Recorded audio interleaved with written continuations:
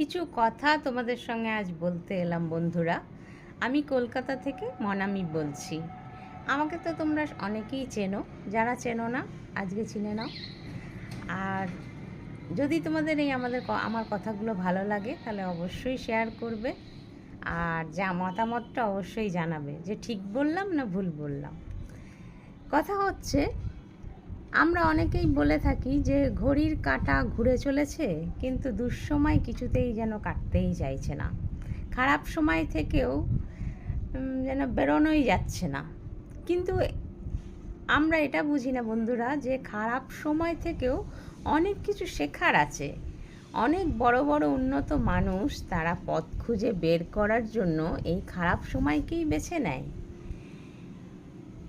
খারাপ সময় আমাদের বেশ কয়েকটি জরুরি শিক্ষা দিয়ে যায়। এর মধ্যে সবচেয়ে দুটি গুরুত্বপূর্ণ শিক্ষা, একটি হলো ধৈর্য আর অন্যটা হলো মানুষ চেনার শিক্ষা। এই দুটো কিন্তু খুব বড় শিক্ষা।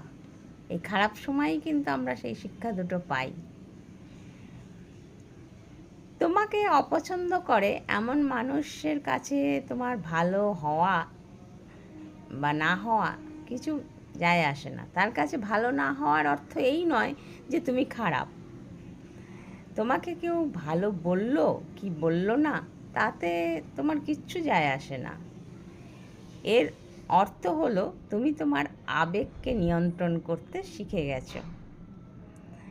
কখনো খারাপ সময় এলে হাল ছেড়ো না বন্ধুরা। দুঃসময় জীবনে আসতেই পারে।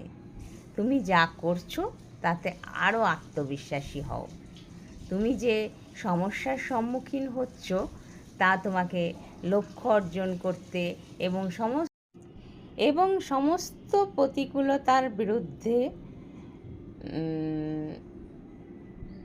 জয়লাভের ক্ষেত্রে আরও দৃঢ় করে তুলতে সাহায্য করবে। আর জীবনে আসা দুঃখগুলো সবসময় আমাদের জীবনে ভালো সময়গুলোর দিকেই এগিয়ে নিয়ে যায়। এটা মাথায় রাখতে হবে যে জীবনে আসা যে দুঃসময়টা বা খারাপ সময়টা আসছে, সেটা পরবর্তীকালে আমাদের ভালো সময়ের দিকেই এগিয়ে নিয়ে যাবে। তাই দুঃসময়ে কখনোই ভেঙে পড়ো না বন্ধুরা। মাথা ঠান্ডা রেখে এগিয়ে চলবে আর আবেগকে পরিত্যাগ করবে। দেখবে ঠিক তোমার লক্ষ্যে পৌঁছে যাবে। যে যা করছে করুক, কিচ্ছু যায় আসবে না। আচ্ছা, ঠিক আছে, বাই বাই বন্ধুরা। আবার পরের ভিডিওতে দেখা হবে। তোমাদের প্রতিক্রিয়া অবশ্যই দেবে বন্ধুরা। আর ভালো লাগলে কিন্তু শেয়ার করতে ভুলো না।